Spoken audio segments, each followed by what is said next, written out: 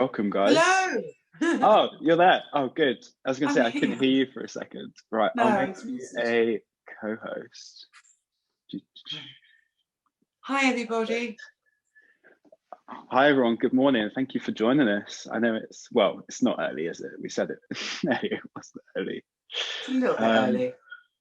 But yeah, thanks everyone for joining. And of course, welcome to Tania Miller, who I'm very excited that you're joining us.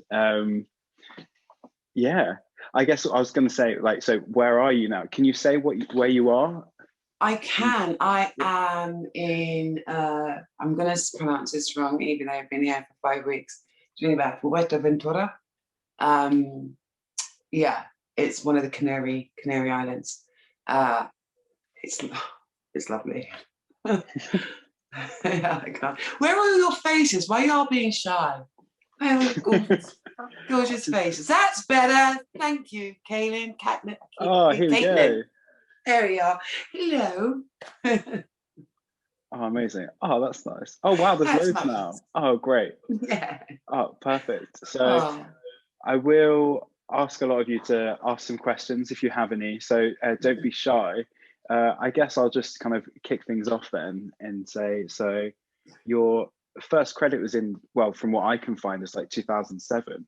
So what made you want to get into, or apparently it was, I don't know. Yeah, I don't know, it's your time to go mold I'm who knows.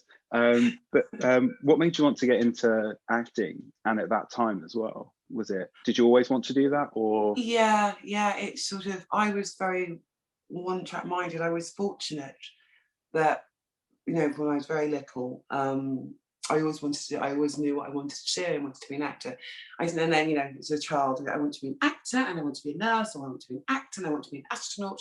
But there was one thing that sort of stuck. I can't do very much else, so that was it, really. And I just went the very traditional route, much like yourselves. I kind of went to school, sort of traditional route. I was married and kids and a mortgage and divorced, I know, by 22 or something like that.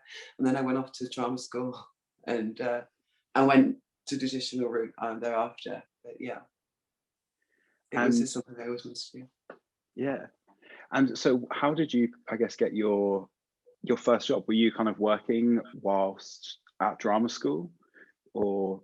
We weren't allowed, which seems ridiculous back then. They were so freaking precious. You have to excuse me. I hope I don't offend anybody, but I have a potty mouth, so I'm just going to apologise in advance, but it will happen. Yeah, no, we weren't allowed to work whilst we were at drama school, which, like I say, seems ridiculous. It was when I came out, and it's like I was so artsy about it. It's like, I want to understand the industry. So I went and joined a co-op, and it served me well. It did serve me well, but I stayed too long. And then I just got a regular agent, and that's sort of when my career took a better, more forward trajectory. But yeah, it's you'll find out for yourselves. It's a journey, and you just never know what's going to happen. It's a lifestyle. It's not a job at all. Yeah. And so when you're at drama school, obviously you've done a lot of screen-based work. So was drama school, was it for camera, or were you doing kind of a mixture of both, or was it more stage? No, we had, I think, 6 lessons on acting for camera. And I shit you not, it was fucking ridiculous. It's changing now, but my first few auditions, and I'm not gonna say first few, but the first couple of years, I would go for a screen audition, and I would literally look into the lens. I didn't know where your eyeliner was meant to. It's like, oh, there's the camera, that's what you do. Just really want to engage who's watching this. Literally, I was like, no bastard told me that's what you're meant to do. In my English sensibility, it's like, okay, well, thank you. So why am I not getting anywhere? Wasn't good for the confidence. And then I was doing one, because I have a shaved head, and I've had it for 20 years now. I did one, and I was playing a TV anchor, and so I eyeballed the lens. And the casting director said, oh no, I know she's a TV anchor, but could you look to the side of the camera? And I went, oh, and that's how I found out. you know, going up for a male part. So written for male. So I was in this audition with all these men and then just me. I mean, I didn't get it, but I'm glad I went for it. Yeah, absolutely.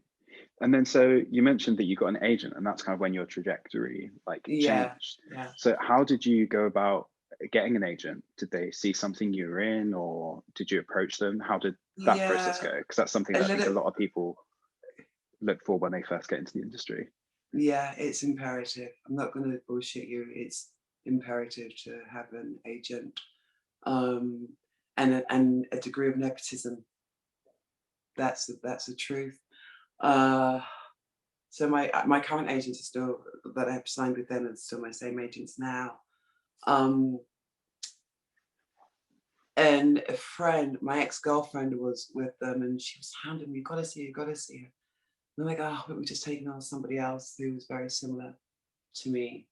And so that was fine. And they came to see me. No, actually, they came to see me in a show I was putting on, a theatre show, but it was in Stratford Theatre East. It was like one of the few and first all black, not all black women actually, but female cast and predominantly black women talking about our stories, a bit like the stuff we've seen over the last year in terms of BML movement. And so it's a really powerful show, and I don't know if any of you have had the chance previously to go to the Theatre Royal Stratford East. It's an amazing community theatre. It doesn't attract your normal theatre audience, so the audience will talk back to you while you're on stage and shout things out. It's like, you know, it's proper East End. It's brilliant. So we did that show, and they came along to see it. I had a meeting with them, and they said, "Look, we've just taken on somebody else." And I met them going to the Albany Theatre. I was like, where is this theatre? And I met them. I didn't recognise them in my own world. And we had such a lovely conversation afterwards. And he just said, "I've got to bring you in." And he signed me. So it was a journey to even get to that. And because I'd worked as a cooperative, I was so used to approaching casting directors and producers and what have you. And when I changed them, I sent out this email saying, "Oh, look, I'm now with IAG." And some people weren't happy with that. So my agent called me and, you know, told me off. But with that telling off, we just got on like a house on fire. And, you know, she's like one of my best friends now. And that's not necessarily important for everyone to be really friendly with their agent, or it could just simply be business. But for me, it is. So it's quite important to determine the kind of relationship that you want and with your agent, and know that you're working with each other. I see a lot of actors, they're really scared, they're kind of petrified of their agent, or they don't want to call or email. It's weird. You have to trust that person. You have to have some sort of relationship that serves both of you.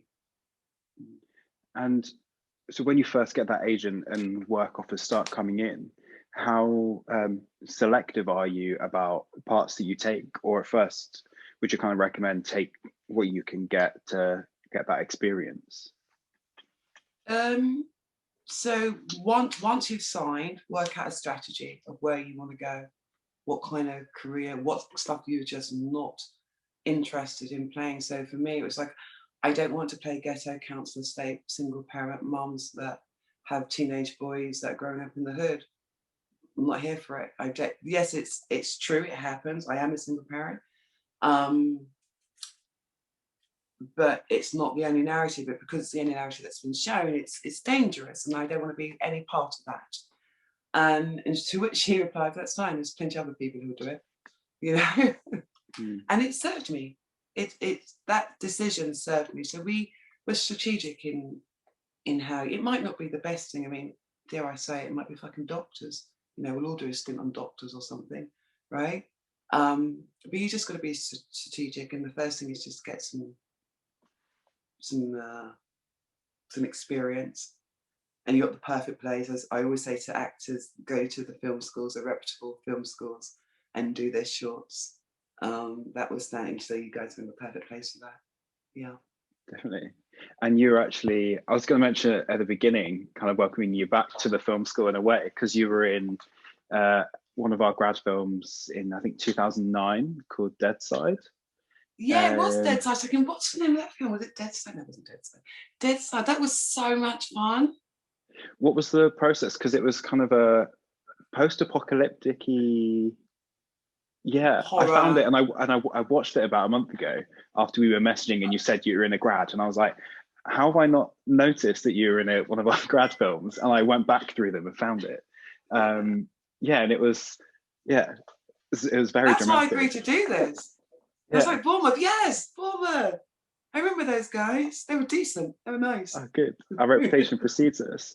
And Mark Triller, I don't know if he's in here. I know I sent him the invite to it, but he works with our foundation students. Does he? As well, yeah. You lucky bastards. So what was the process of, so was that when you had an agent, or was that kind of that was before, I think that's when I was with the co-op. Yeah. Yeah, just before I joined, I think, IAG. I don't know. But it was very early, yeah, it was early on. But I liked the script.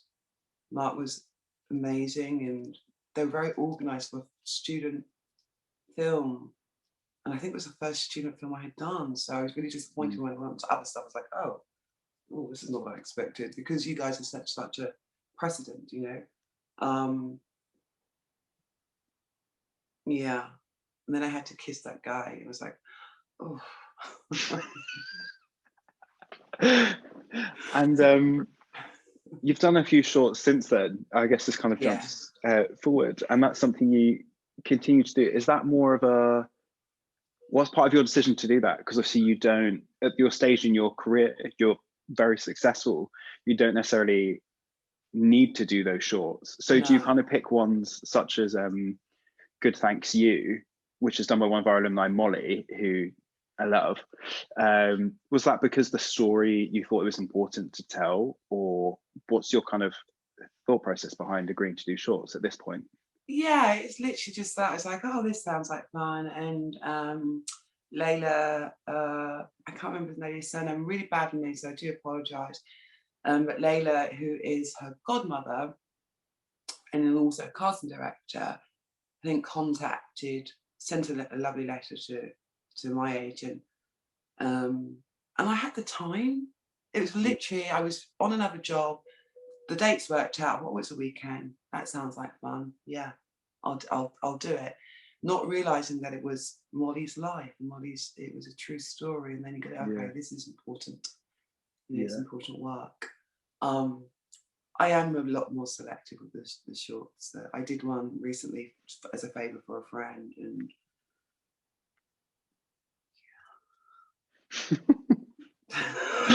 Enough said. Before I get carried away talking more and more, which I could do all day with you, does anyone have any questions they'd like to ask? Caitlin's raising her hand. I've only got one screen up, so. Caitlin, do you want to unmute and go for it? Hello, I would just like to say I love the shaved head. I had one at one point as well. Thank you. Yes, it's a lot. It's. I mean, I'm just lazy now. It's so easy. But I'm doing special effects hair and makeup at Bournemouth, and I was wondering, do you have someone that you like to go to for makeup and hair, or when you're on a film, do they provide you with one? Okay, so I have been in this game a long time, right? This is the first job, the one I'm currently on, where I've had someone of colour do my hair. This is a big thing. Yeah. Look out for the actor Ibanabu Jack. Her threads, her Instas, her Twitters. No one, she's been on the show for 3 years and no bastard can do her hair. The horror stories that Black women have had, in terms of being able to, they go in, I think it's very particularly bad. There's one actor, a friend of mine, and she'd done all her pre-checks the week before, and she came in, and the artist looked at her hair, picked up a comb and sort of looked at it, pulled it and said, yeah, I don't know what to do, and gave her the comb. Wow. Wow. This is still fucking happening today. I did an awful show called Free Reign. shouldn't really say that, but anyway, it was a fucking god awful experience in terms of the production, not the cast or the crew. They were great. And the makeup and hair girls, it was quite a young team. So with a young team, I expect you to be up on your game. And I was asking, why can't you've got 3 people of colour in your top 3 positions, right? Why can't you not do their hair? Why haven't you been trained to do this? The training's not there. Well, if you don't find it at school, go to a barbershop. So it's for you, Caitlin, to really, if you're not getting it at school, one, challenge the film school, because it's more and more, you know, you're going to be expected to do every type of hair. Definitely. Southeast Asian, South Asian, East Asian, you know, African hair. You're going to have all sorts of textures, and it's your job to be able to know that. The first time in my career, I sat in the hair just recently, and I didn't have to worry if I was going to look like I had alopecia or just having chemo treatment from patches from some people shaving my head. So I just generally do it myself a lot of the time, but also because it saves me half an hour in bed, like 4 times later. So there's also that why I do it myself. But yeah, if you're not getting the training, pick it up with school or go to the barbershops in London once they open and ask if they'll train you on how to, and the hairdressers. We're the first year to be given an afro dolly head and a comb. That's ridiculous in 2021. That is absolutely ridiculous, and that's probably come because of BML, I would imagine. But I'm glad we are learning it, and I'm part of the year that can. Yeah, exactly. That's good. Absolutely. Well done. Oh, So good thank luck. you very much. Hopefully I'll see you on set one day. One day. Yeah. Thanks, Caitlin. Does anyone else have any questions? If you want to put your hand up. I think there's Caroline and Jason on this screen. Yoni. Oh, you've put your hand up down there. That's clever technology. Oh, wow. Yeah. Yoni, do you want to unmute and then we'll get to the rest of you afterwards? Yeah. Hello. How are you? Hello, darling. Hi. I just want to say first that you look absolutely amazing, and I'm so jealous of the place you are. I really want to be there as well right now. I'm sorry. No, that's fine. I wanted to ask you, when was the time that you felt the most alive? That I feel the most alive? Yes. Oh, probably with tequila and salt. Right. I'm honest with you. But in terms of work, do you know, each day is different. I think when you have when you're in the meat of it, especially when there's something, it can be the biggest scenes where I did a scene recently. We're in Fort Manuel in Malta, this old castle ruins. It was just spectacular, and we had 200 essays, and the scene was amazing. I had this 3-page monologue. And it was just incredible. So that was just electrifying because the writing was good and all the energy from the people. And then sometimes when you have those really intense 2-handers and it's you and it's a small crew, but it's always down to the story and the writing. Yeah. Always that's the most important thing. What course are you on, Yoni? I'm a second-year acting student. And I'm really interested in films as well rather than theatre. And that was actually my next question. Like, what would you advise me as a person that, like, next year I'm graduating and, like, I'm trying to find my way into industry? What would you be your main advice for? It's practice. It really is. It's practice and having a clear understanding, but being open in the same breath. As to where you want to go, and whilst you can, do all the sort of projects that you wouldn't necessarily get cast for, try your hand at that. Try not to be pigeonholed. Get as many skills under your belt, especially sort of like martial arts and all the other things that help you to get a job.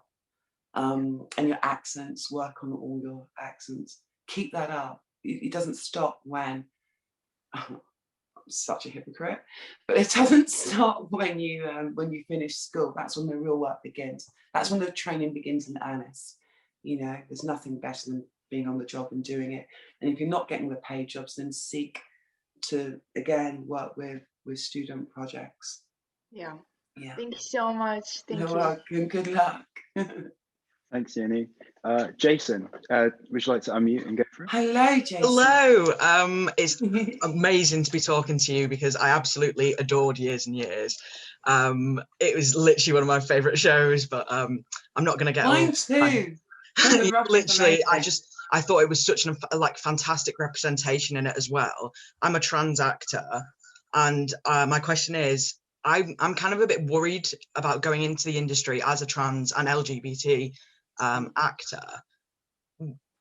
When you were going for agents, did you go for ones that have experience in working with minority groups, or was it more of a, would you say that going for, I can't think to word my question, but going for more companies that do work with LGBT or Black actors and things like that, or going into mainstream agents instead? Does that make sense? It makes complete sense. Now, excuse me, while I'm part of the queer community, I know that transphobia is real in the most insidious ways. You know, those micro aggressions that you will come across. In terms of mainstreaming, I actually have my agent realised that there wasn't space for Black people particularly in this industry, and he was an actor. He started off with a drama school handing out photocopied flyers in Hackney. Yeah. He now has an MBE in John Biego, Letitia Wright, Malachi Kirby on his books, a production company. He works in the US, and he reinvented. He was like, I'm not going to break this glass ceiling. Oh, fuck your glass ceiling. I'm going to reinvent the wheel here, And he's commercial. Let's not get it twisted. They are very commercial. They're very hungry. They want to make money, but they just turned down, for one of the top actors, they just turned down something like $200K an episode, which seems like ridiculous money to turn down, but it wasn't the right project for them. So they're always about the artist. So it doesn't really matter whether I'm a commercial agent or it's someone that's more boutique.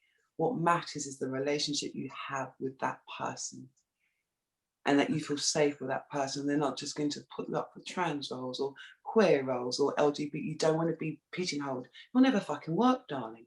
How will you pay your light bill?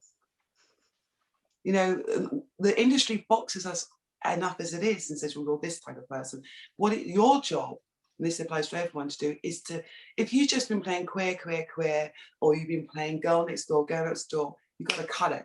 Even if a job comes along that says, God, this is so gorgeous, but it's going to pigeonhole me into that, you've got to cut it and do something different so that people can see you in all different lights. Yeah? Yeah. Does that answer your question? Yeah, that completely answers my question, because obviously I do worry about just being cast for trans roles or just being cast for gay roles, and it is. You don't want to do it. Is that something that you want to be open with in terms of open? I think I would like to be open with it, just so that people, for when I was growing up, I didn't have the representation in media. So I think I would love to be open about it and speak about it and be an activist as well as an actor. But I'm saying at the very beginning, that's why my question is because I totally listen. I've been a lesbian. I've been having female same-sex relationships for forever. I just made a decision to speak about it recently for exactly the same reasons. For the young people coming up who are only seeing their representation of themselves and in their peer groups. What about the aunties? What about the old hags out here? Where's that representation? So that's important. So my question to you is, yes, absolutely, but be careful, because the world is not there yet. Yeah. Be careful when you're having those conversations that it's the right person at the right time. And that's why it has to be the right agent for you, who sees beyond your gender and sees your soul and sees your skill and what you're capable of. That's all that should ever fucking matter, quite frankly. And then the activism comes. when you have someone supporting you on that root level. Thank you very much. Yeah, that's brilliant. Chloe, you have to put your hand up. You can't put your hand up like this. You have to do it like virtually, darling. Apparently. I don't know how you do that. Sorry, yeah, it's just when you put your hand up, it puts you to the top of my feed so I can see you. But thank you so much, Jason. Caroline, you've been queued up. Would you like to unmute, and then we'll go to whoever was waving their hand afterwards. So yeah, Caroline, when you're ready. Yeah, I am so excited to be here. I am a recent fan. So I watched you in Sex Education, and then I was very familiar with your face in Bly Manor, and I couldn't pinpoint it until I realized it was from Sex Education. Yeah. And in Bly Manor, you blew me away. So what I wanted to ask you, you've kind of touched upon before, as well as when answering Jason, you mentioned that there are just some projects that aren't for you and you have to say no to. And I wanted to ask, like, in the beginning, do you have the luxury to say no? Like, how do you find that balance of, there are just some projects that you can't bring yourself to do, but you also really need to pay rent. So like, how is the balance? Well, the balance is, would I rather do 5 shifts in a coffee shop to pay with this month, or do I want to go and do a couple of days on set of this shit? So, you know, that's literally, if it's about that. But I think that as long as you're acting with integrity, no, there isn't so much the luxury of saying no at the very beginning. Let's be honest. But you always have that option. You know, any job you take, if it doesn't sit right with you, you should never feel pressured to do something. And this is why it's so important to trust the people that are representing you, that you're all on the same. I just dropped my US team because like, this is just not working. You're lovely people, but business-wise, this is not working. And I love you as people, but we just need to be on the same page. And if we're not on the same page, it can't carry on, you know? So, sorry, to answer your question, as long as it sits right with you in terms of something that it's not going to kill you to do it. I did this job recently called La Fortuna, which I was like, okay, well, it's, you know, it's not the most groundbreaking role for me, but I'm going to be working with some amazing actors. I'll be working alongside Stanley Tucci, Clark Peters, who's actually on this job, which is crazy again. So, and it's with Alejandro Amenabar. He's an amazing director. I'm so glad I said yes. In fact, I turned Foundation down, Liz. I turned it down to begin with. I was like, oh no, she's far too nice. It's turned out to be one of the best jobs of my life. So it's about who's producing, who's writing. It's good to be in a yes place, because you never know what gifts can come. I've been surprised. Yeah. Does that answer your question, Carolyn, please? Yeah. Yeah. You sure? Yeah? Okay. Thank you. Thank you.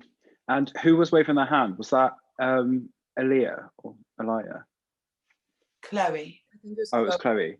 Chloe, do you want to... Aaliyah. Aaliyah? Yeah. Chloe, do you want to go first, and then we'll go to Aaliyah? Yeah, sure. First of all, it's lovely to meet you. I'm fond of your work. I was just gonna say, like, obviously I'm on the acting course in second year, as well as I think Yoli and Jason and that. And I was just gonna say, like, as in first steps, obviously a lot of actors when they graduate, etc., move straight to London.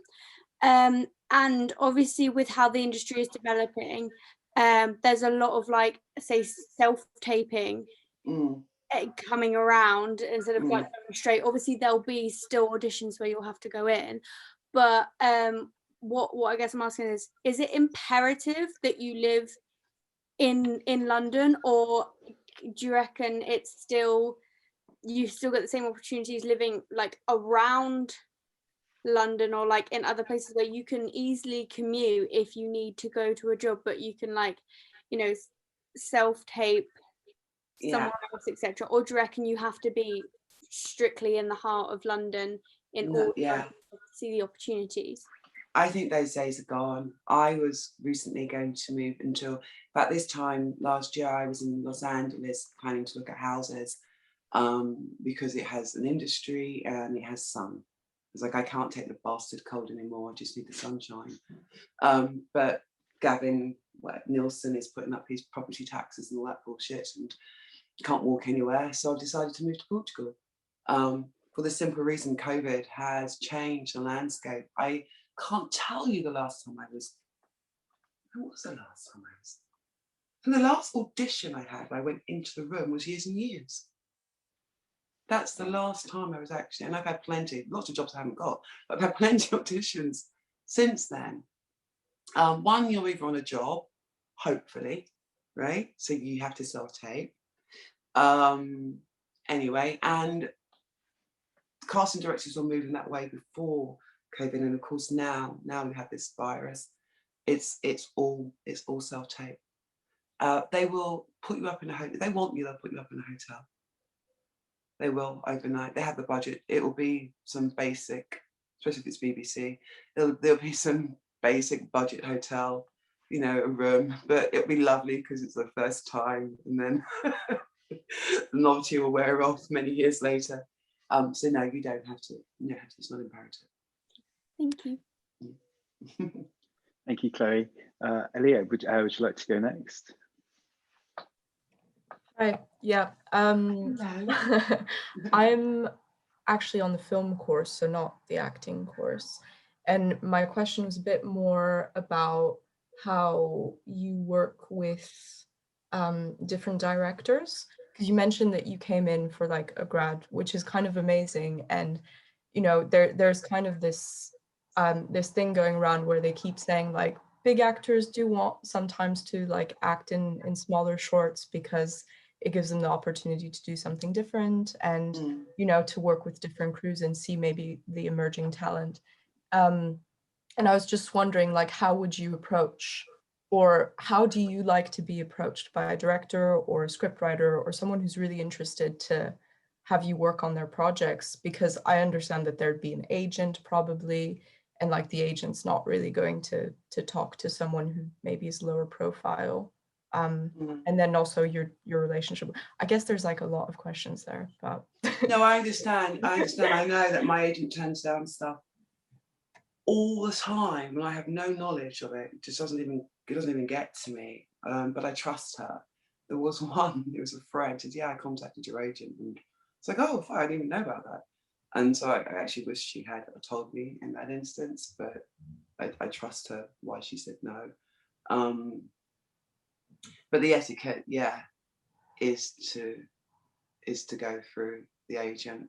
And this is going back to speaking Jason's question is, and Caitlin, is about having representation that you trust, because, and the shared narrative, so then they'll know if that project is right for them. So for example, would I do a student? I mean, I'm not going to get any money from it, it won't even cover my expenses.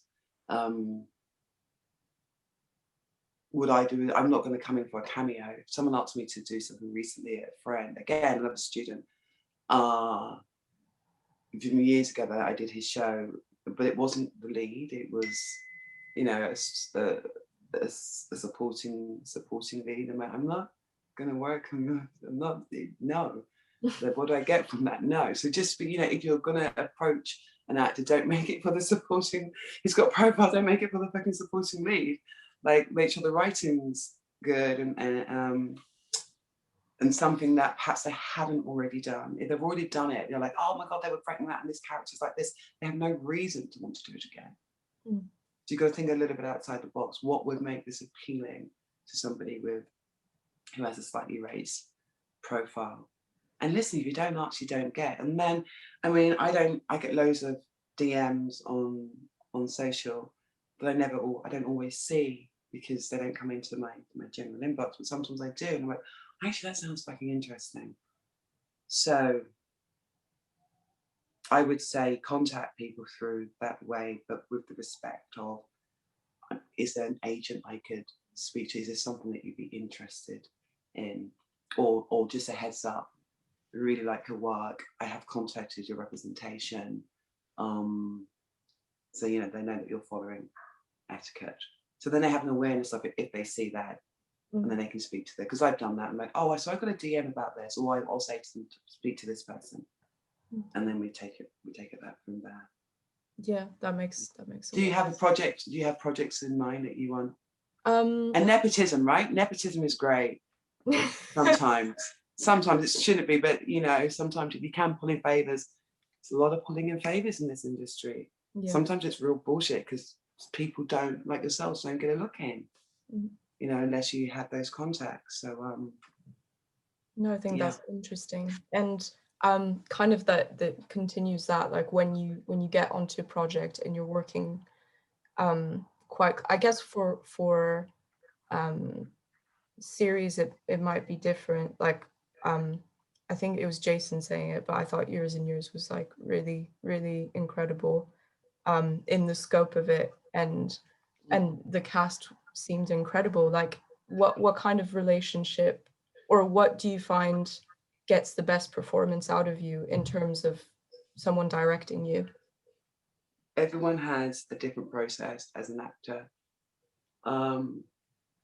And so it's the director's job to work out what that process is by talking to them before. How do you like to work? So the director then knows, well, how to get the best out of that person in the day. If you can afford a rehearsal, and the one thing I hate about screen is often rehearsal is you'll just sit in a room and we'll read the script. That's not fucking rehearsal. I can do that at home. You know, so give them the opportunity and space to, if they want to get up on their feet and bleed it and flesh it out, great. This job is incredible. And it doesn't happen. It just doesn't happen. We get to rehearse on set 2-3 days or a week before we then go and shoot it. So we worked out all our angles. We worked out where our blocking is. So when we come to shoot, we can just go, you know. But listen, they spent 5 million on one scene, so it's that kind of budget, you know. Yeah. So you can afford to do that. But even with your shorts, if you can create that space to have a good rehearsal, and notes. I personally love a lot. Where did you go? You jumped. Oh, there you are. I personally love a note. I really do. With it, freedom to explore. So it's really a collaboration. Always make sure the actor has one, even if you're never going to use it. If they want to do something, let them do it. If they say, oh, can I have one more, please? Let them have one more. Sometimes that's when the best work comes out. What else? I think that sort of covers it. Yeah, really. No, that's great. The one thing I would say for all the directors, if there are other directors here, do an acting course. I found the best directors I've worked with are those who've gone and done an acting course and understand that process, so they can speak to the actor, and balance it between crew. You get some crew so furious with directors on Years and Years. The crew were furious with Simon because he was all about the actors. And you get some directors that are all about the crew, and the actors are like, well, what the fuck? What are we meant to do? What are we doing here? So if you can strike that balance, that's brilliant. Yeah. Okay. It's a lot. You've got to look, it's a lot on your shoulders. We just come and we say lines. Arguably very hard as well. Yeah, well, we do work hard. This is true. We do work hard. Great. Yeah, thank you. Thanks. Anne, would you like to unmute and pose a question? Yes. Hi. Thank you so much for being here today. I think that's so cool that you're here to answer our questions. Thank you. Can I say something? I saw you on the screen, obviously, but I was like, oh, I love her bangs. The bangs are lippy. Thank you. Anyway, please. Thank you so much. Sorry. I was wondering what it's like to be a queer woman in the industry, and how you find it like now, and if it was like different like a couple of years ago, and if you see that things are changing, and if there's like a way that, you know, we can kind of help that like process going maybe like forward in a way, if that makes sense. Sorry, a lot of questions. But yeah, no, it makes complete sense. It's never, I guess I'm just a fortunate one, or I'm just very egotistic, that it's never been a thing for me. It's never been a problem. My sexuality, you know, my biggest hurdles were being a Black woman, actually, being a mother. Like, my sexuality didn't play a part in my career. And maybe if I didn't have those massive things, then I'd be able to think, have time to even think or concentrate on that. But what I do love, I was having a conversation with one of the other actors, young actor, and she was asking a similar question actually yesterday here, being queer. And you guys are changing the narrative in terms of, you know, gender identity, sexuality. You're changing the narrative, and it starts with, it's not even a question, it's such a given now. It's not such a massive taboo to come out, to be, you know, to have same-sex relationships or be pan, or it's just not a thing as much. And because you guys are the future of our industry, you are the future of film. Sounds so corny to say. You just take that and run with it. Us old fuckers, we're going to be dying off soon. You know, we're not going to be around for very long. Fuck us. You determine what that's going to be like and look like, and you already are. You're already shifting the landscape. So when you're writing, and for those of you who are on the film course, make sure it's not just in front screen where you've got the people of colour and different sexualities and genders. Make sure it's behind camera. Make sure it's in the writing room. Make sure it's in the producers. That's when you create magic. That's when you get the best work, and that's your responsibility. Like Caitlin with the hair. Thank you. You're welcome. Rebecca has her hand up. Would you like to unmute? Thank you. Hello. Hi, Rebecca. Hello. First of all, lovely to meet you, and thank you for coming today. So I just have a two-part question. Yeah. So first of all, I'm applying to do screen acting MAs, and as I was looking through monologues to choose, I actually chose Jamie's monologue from Bly Manor. And then I saw in my emails that a chat with you today, and I was like, are you kidding me? She fucking hated that monologue. She was rehearsing at my gaff forever. Anyway, go on. Oh, so funny. Right. So I was just wondering if there's anything specific I should know about Bly Manor, anything I should pay attention to or have in the back of my mind when I read the monologue. And also, what's the monologue for? Is it part an of the end of year? It's an audition for an MA. Audition for the right. Okay. Yeah. Have you watched Bly Manor? Yes. In which case, I would say, I think it's very simple. You make it your own. Yeah. Forget what Amelia did. You know, she changed some of the language as well. She's like, this is bullshit. I'm not saying that. Yeah. Yeah, I read up on it. Conversation with Mike. And, yeah. Oh, she's such a gorgeous cookie. I love her. Make it your own. And if there's words that don't fit or something you want to change it. I do that all the time for an audition. Like, you know, it doesn't fit right in my mouth. Then I make it fit for me. So just make it your own, claim it as your own. I think that's the only advice I can really give you. No, because you know the story. You know her story. I don't know. I can't see, because I know her backstory because we sat and we did it together and we talked about it. So I can't remember how much. So what Amelia did, I know for her backstory, she said, well, she's living in the countryside, but she's an outsider. She's from London and she's been to prison. So she's a little bit different from the others. I don't know how much that's in the show. But yeah, create your backstory. Know who she is, and then apply it to you. Yeah. Okay. And then thank you.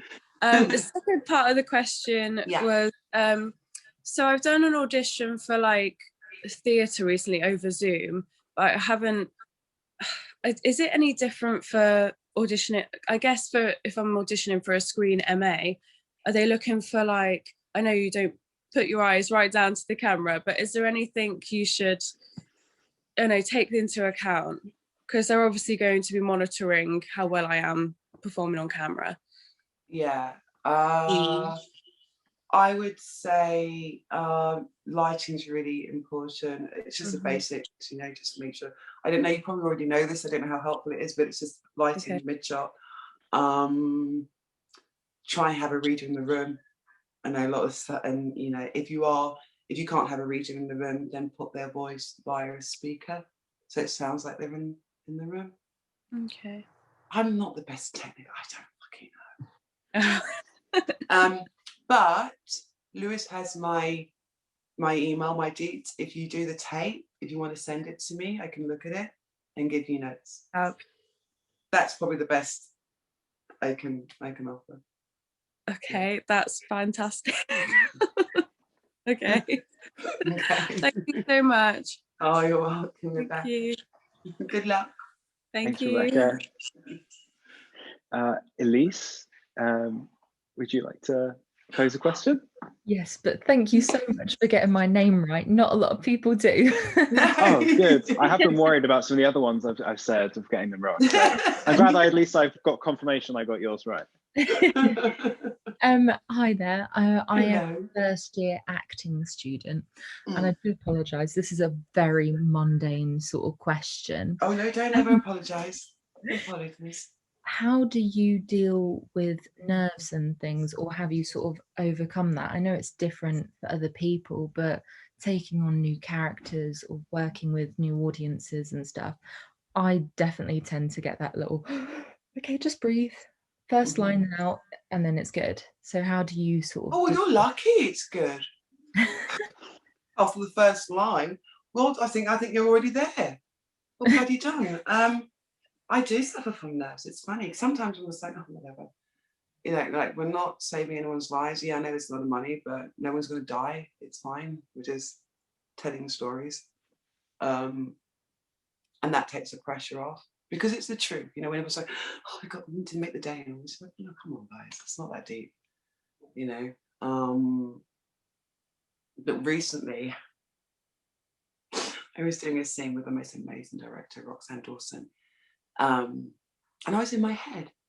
And by the time I went from way back to number ones, I was telling myself, and I was waiting for them to roll camera and SBs. I was telling myself all kinds of questions. Okay, just breathe. Okay, just you know, get out of your head and do that line and make sure you do this and do it.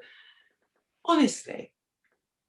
And it took me till half the day until we had like a 10-minute gap because we were doing continuous days.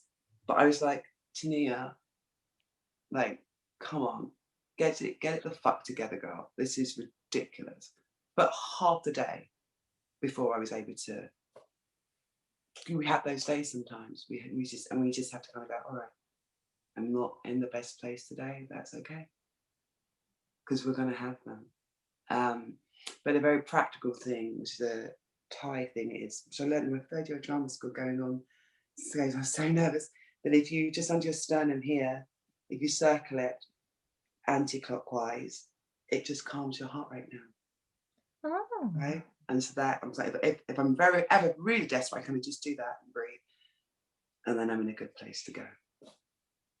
I mean, it's really lovely to know that you still get just as nervous as we do, but yeah, sometimes I do. Well, if I'm in a series, it's not so bad, but on this, I'm a guest. I haven't had all the episodes. It's very secretive.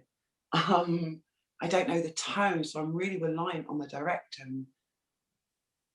The director wasn't giving very many notes, so I had to ask one of the other actors, who's a generous guy, which is something you should never really do. But I did have to say, what the fuck is this good? What am I doing in my own?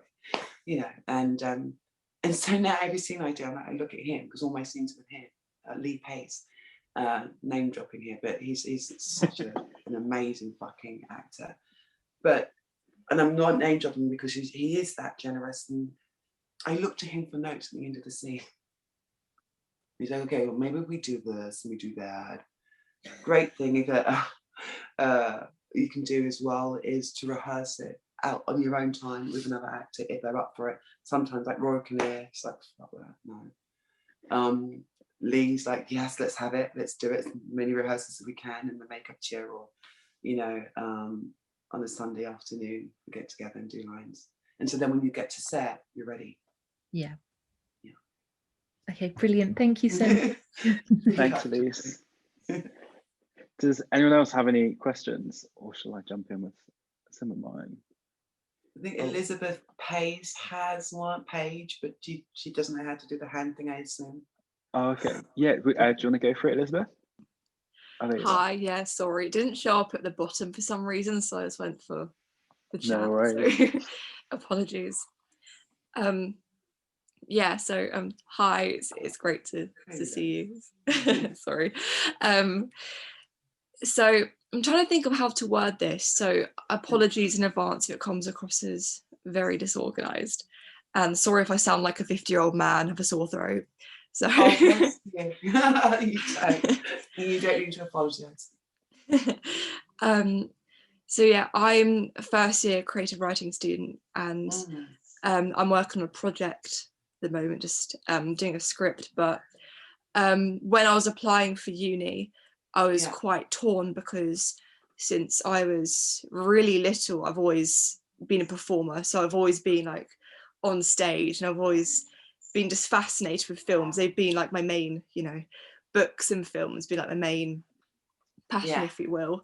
So I was really torn when applying for uni, because I wasn't sure whether I wanted to do the drama school route, whether I wanted to take a script writing and joint drama course, or if I just wanted to do pure creative writing. So in the end, of course, went for creative writing.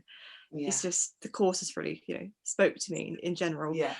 But I guess my main question is, how common is it to see writers and actors in one? It's like, because I know you get, Phoebe Waller-Bridge, who's amazing. She's, someone I look up to massively in terms of actor and writer.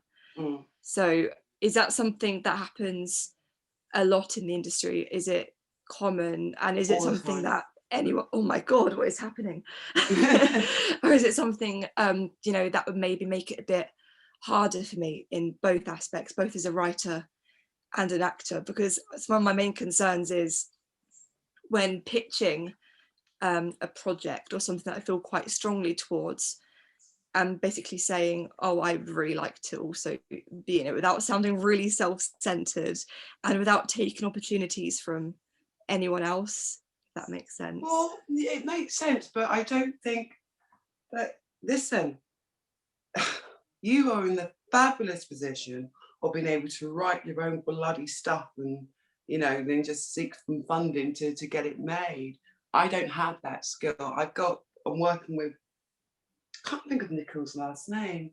Anyway, in between shooting on his days off, he's like at his laptop, furiously writing away, because he's writing a 6-part comedy, putting himself in the lead, which has now been taken up by HBO last week. Wow. So you're in an amazing position. I did a show with, again, another Russell T Davies production and red production, Cucumber and Banana, and the person who wrote my episode of Banana, Charlie Cavell, who also did End of the Fucking World, right? Charlie, she's just gone to write. She's never comfortable on the camera, but she's an amazing freaking actor. But she wrote that and starred in it. So it's to your advantage, and you absolutely, you say taken away from somebody else, if you got like loads of credits, can you afford to? Do you know what I mean? Maybe like in 15 years or 10 years time, when you've got, you're up there, you're an A-list, whatever, you can maybe just say, I want to just write this one. Yeah. Absolutely write for yourself. Absolutely. That's great, because I was sort of thinking, I enjoy both. May as well just go for it and do both. Yeah, you just, you've got more potential, more earning potential as well. And you can do this too simultaneously. So why not? You'll be tired. Be very tired. I'll probably be like crawling into bed by the end of the day, just drained. Or if you even get to bed, you know, sometimes that happens. It'll be worth it in the end. Yes, absolutely. That's really helpful. Thank you so much. Thanks, Elizabeth. You're welcome. Thank you. I think Alexa she didn't know how to raise her hand. Did the message that right, Alexa? Yes, yeah, I just saw that actually as well. Alexa, do you want to go for it? And I've got a written question from someone afterwards whose Wi-Fi isn't very good. Oh, bless them, I'm sorry. Yeah, so Alexa, if you'd like to. Sure. Hi there. Hello, darling. I'm doing the film course and mainly focusing on screenwriting. And I was just wondering if there's anything that you see in, like, specifics you see in scripts that really like attract you to working on a project, or that you find really interesting, and also things that really put you off. Yeah, the things that put me off when the writer hasn't spoken the words out loud. I think if you're writing, you must speak. If you're writing dialogue, speak the words out loud, please. Definitely. Because sometimes no one speaks like this. I can see why it's written like this, but no one actually speaks like this. So when, you know, grammar is amazing, it just informs us all the time, where we take the beat, write those beats in. Sometimes you can overwrite, don't over-explain. She does this with her left hand, she does that, because then there's no freedom for us. And when it gets to shooting, don't be too precious about every word, unless you're like Russell fucking T Davies, you know.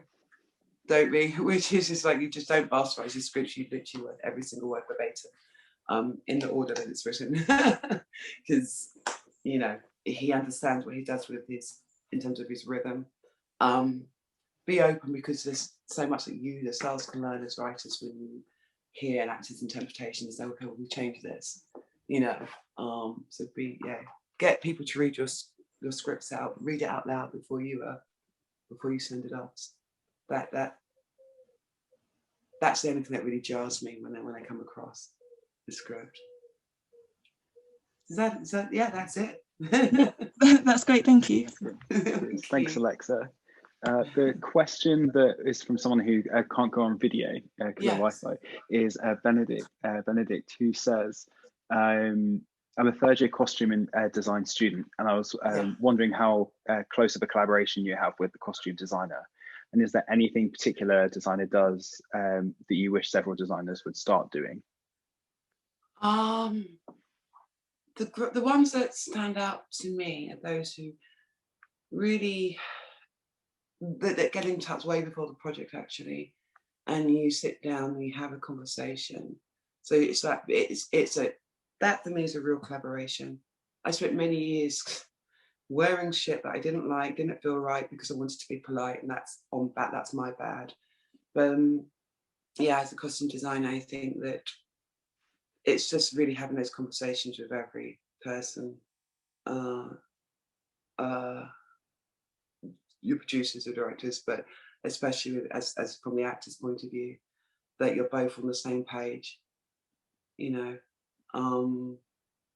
That's really it. That's only the best advice I can get there. And creating the time for costume fitting, really creating the time. I had one lady, Jackie, I can't remember Jackie's surname, damn. Jackie, I can't remember her. Anyway, she came to my house on one Sunday afternoon, and we had tea and cake and Prosecco and tried on 10,000 different outfits, but we made it fun. So create the space and time. There isn't always a space and time, but if you have those conversations beforehand, before getting to the fitting, real in-depth conversations, then by the time you get to the fitting, you should be in a good place. The same with Lynn Falcon, who did Haunting of Bly Manor, who is the best costume designer I had ever worked with. Like literally everything she put on. Normally I'm like, yes, no, no, yes, no. Everything was a yes on that rail. And it was just a matter of, did it fit? Because we had, and she was in the States, you know, all she had was a picture of me. She was in the States, we're on different time zones. We'd only spoken really over email, but she got it. She's incredibly good at her craft. And don't be afraid to go to the charity shops and the thrift stores. And yeah, that's it. That's the end. Great advice. Benedict says thank you so much. That's really helpful and great advice. And which this might be our last question, but is it Eula? You've got your hand raised. Would you like to? Yeah. Hi. Thank you so much for being able to come here. It's like really nice to chat. But yeah, I'm a first-year film student, and I was wondering if there's anything specific that the producer or like the crew can do on set that really makes like the actors experience more comfortable and smoother, and like what's a thing that like really makes it much worse? So like something like specific, yeah, that the filmmakers can do to make it more kind of like, yeah, make the atmosphere nicer on set, essentially. Gosh, just look after people. It's really simple. Just what I hate about this industry is the fucking hierarchy. It's awful, you know. And as actors, I get why you're kind of fawned over, because you guess you can replace your gaffer if he sprains his ankle for a couple of days, just get someone else in, right? But you can't do that actor because there's no one else with this bastard face. So I get that, but I think there should be more quality. I think that the sets I've worked on, I was with Alejandro Menabana, forgive me because I can't remember the first name, but he made all these ADs, known every single essay's name, every single one of them. And they all got a clap at the end, as did the stand-ins, you know, whereas in essays are shunted around, they're treated abysmally in this industry. But if you set that precedent, especially and Russell T Davies, remember we did years and years, and we went around and we, at the table reading, we all said our names. And we got to the last person. She was a trainee runner, not the runner, trainee runner, right? And he says, and you look after her and pay her respect, because she might be employing you in a few years' time, right? So it's just respect and taking care of people, making sure they eat good food. Crew always need good food. They're not going to do shit unless you. And camera, make sure you look after your camera team, because those motherfuckers will rap. Everyone else will be happy to go over to overtime. The camera's like, nope, shut them down. So make sure you really look after your camera team. That's it, really. And comfortable as you possibly can. Yeah. Look at the details, the small stuff.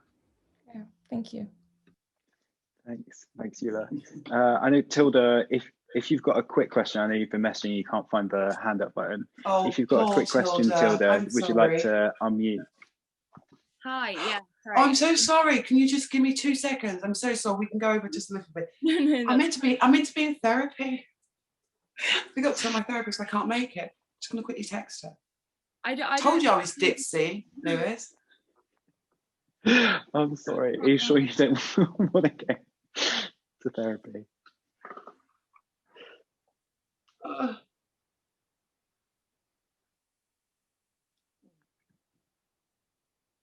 Done. I'd like to point out self-care is important. Self-care is so fucking important. Totally, yes. Sorry. So really quick. I don't know whether it's COVID or not being at uni at the moment, but my motivation is completely stumped. Yeah. And I'm sorry, I'm a second-year actor at Bournemouth, and I just think it would be a bit reassuring to know that somebody that is successful has these sort of like fears or has had them, and how you sort of overcame them. Had the fears? Yeah, just fears of just like not getting anywhere after uni, just spending like the past like 4 years just not like it. I can't word this question well. No, you're doing perfectly fine. But I'm just worried that I'm after graduating that I'm just not going to get anywhere, that I'm not going to go anywhere, and I'm gonna how do I sort of like overcome these fears and you know, get my motivation back after like, yeah. A year of being locked up. Yeah. Imprisoned, yeah, I get that. It would be unfair of me to say that I'd shared that experience in COVID. I literally been in Malta, Madrid, Fuerteventura, LA, London, on beaches. Every time it's locked down, I end up in a different country where the bars are open. Like I haven't shared that experience. I can't, you know. I had a quarantine in Malta for 2 weeks. I didn't want to leave. So this is so good. Oof, bit of downtime, you know. So I can't say that, but what I can say, I was a single parent with 2 kids under 5 and at drama school. And there was no financial help from father, so I was doing it alone. Yeah. And I spent many years not working, but having mouths to feed. Not doing what I wanted and having mouths to feed. And I could have gone and done a PGCE and become a teacher, because I'm told I'm great with kids and I love children. So there was many years where I was broke and all I wanted to do was my craft, right? You just keep at it. You remember why you came in. Fear has no place. I'm spiritual, so I can only speak from that point. Fear has no place in our lives unless we're going to die, flight of light, right? There's no place in it. If you're feeling unmotivated, there's a very good reason why you're feeling unmotivated. And just look at the person who's feeling unmotivated, because that will pass. You haven't always felt like that. You will not always feel like that. That feeling will pass. So just look at that person who's feeling that way, because you are not that feeling. You're not the sum of that feeling. You're much more expansive than that, you know.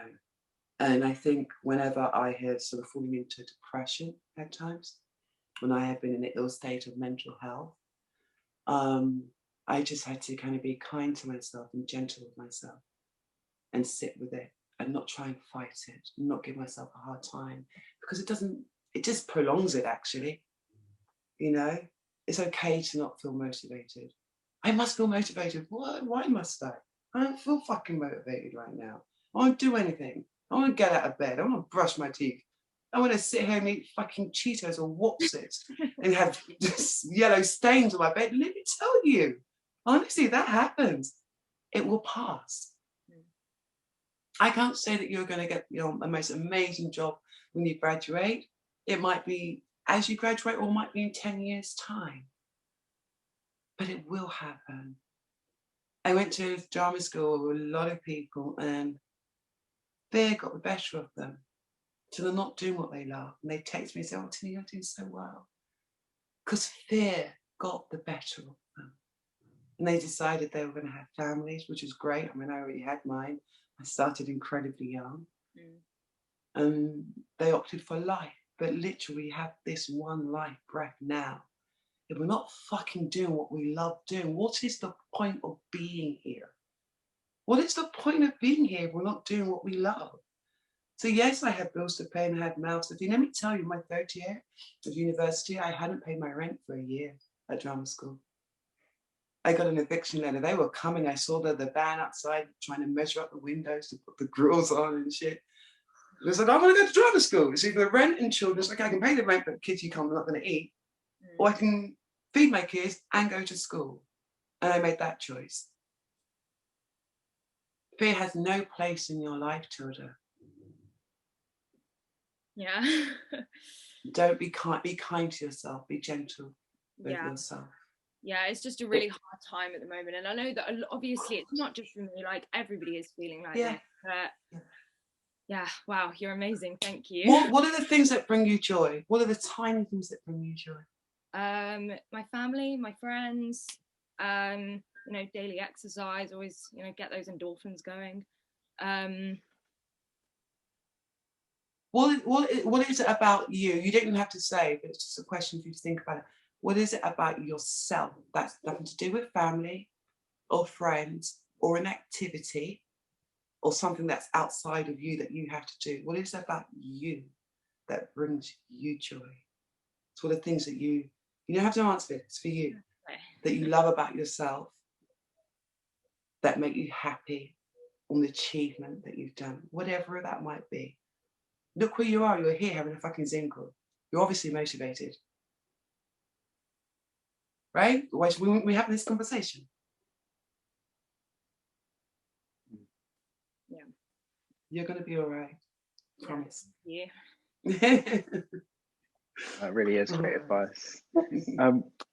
Thank you so much for taking the time today, Tania. It's been amazing, and yeah, I'm so glad you said yes. And hopefully, I'm glad I said yes too. It's been really lovely speaking to you all. Really has. Thank you for joining me this morning. Thank you, and we can't wait to see what you're in next. Yeah, and see it on TV. And do you watch yourself, just as an aside? Do you watch the things you're in afterwards, or do you try and avoid it at all costs? The first thing I watched of myself, I had to sit in the audience because it was a screening. But it's another guy who was playing next to me, Carl Treslow, and we've become such good friends on that project. I went to the bathroom. He followed me into the ladies. Such a twink, I fucking love him. I was like, fuck it, I'm gonna be a plumber. I did what you did to him. Because I did this because my son was being a bastard. He's been a fucking moody bastard. So he was bunking school, not going to school, being absent. I was getting letters that I was going to be fine. It's like, bruh, I can't even afford to pay for food. You want to find me £2,000 because my son's not going to school? So it's like, okay, well, if you're not going to do that, you've got to get a trade, being completely, working class roots. So I signed him up for a course of plumbing, carpentry, and bricklaying. And took a sabbatical from acting, and thought the only way that I get you to go to college is if I go with you. So we're both going to do this course together. So mortified. This bastard stayed in bed, still couldn't get him out of bed, but I went and did the course, the plumbing, carpentry, and bricklaying. Turned out, loved it. Don't like plumbing, too dirty, but love bricklaying and carpentry. But plumbing pays money. So when I came out that screen, I went, fuck it, I'm going to be a plumber. Awful, absolutely horrendous. I can't fucking act for shit. No wonder I didn't get any work looking in the fucking camera, finally working out. I thought it was awful. Anyway, and then I watched it again. I was like, okay, it's not so bad. And watched it again and went, oh, it's not so bad. Now I watch it. I watch myself back. Some people hate it. I watch it because I kind of go, okay, what can I do better next time? Or, okay, that worked. Oh, they didn't choose that moment, but they chose to use that. Why is that? So just as a learning experience, so I can improve, really. And when you watch yourself tape, do some, when you are taping for yourself, just try and go against it. What's there, and see what gems come out, just for yourself, and send that off to your representation as well. Gives them a choice. Always do it for you, never for anybody else. Not for your directors to do it. Always do it for you. Give them what they want, and then do one for you. I love that. Yeah. Thanks again. Everyone's saying thank you so much in the Q&A, and yeah, I hope our paths cross again soon. It's been such a nice morning. Yeah, it really has. Lewis, I'll just give you a quick call, actually. That's all right. Yeah, absolutely. After we hop off. Amazing. Yeah, no worries. All right, lots of love. Thanks, to everyone. You all. Stay safe. Thank you. Bye. Bye. Thank you Bye. so much. Thanks so much.